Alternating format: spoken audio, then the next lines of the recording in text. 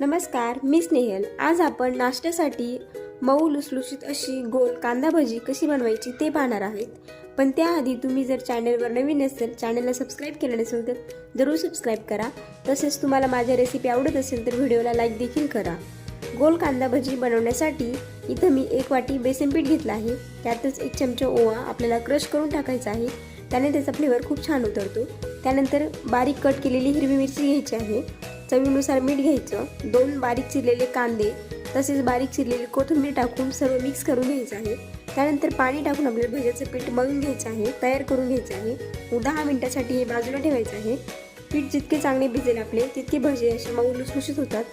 त्यानंतर आता भजे तेलात सोडायच्या आधी त्यामध्ये चिमूटभर सोडा टाकायचा आहे आणि मिक्स करून घ्यायचं आहे। आता मीडियम आचेवर आपल्याला तेल गरम करून घ्यायचं आहे, भजे तेलामध्ये सोडून घ्यायचं आहे। भजे तळताना कंटिन्यू गॅस मीडियम आचेवरच ठेवायचा आहे, त्याने भजे आतमधून कच्चे राहणार नाही आणि कलर देखील खूप छान येईल। या प्रकारे आपले सगळे भजे मी इथं तळून घेते। आपली गोल कांदा भजी इथं तयार झाली आहे। तुम्हाला रेसिपी कशी वाटली, आवडली असेल तर चॅनलला जरूर सबस्क्राइब करा आणि व्हिडिओला लाईक देखील करा।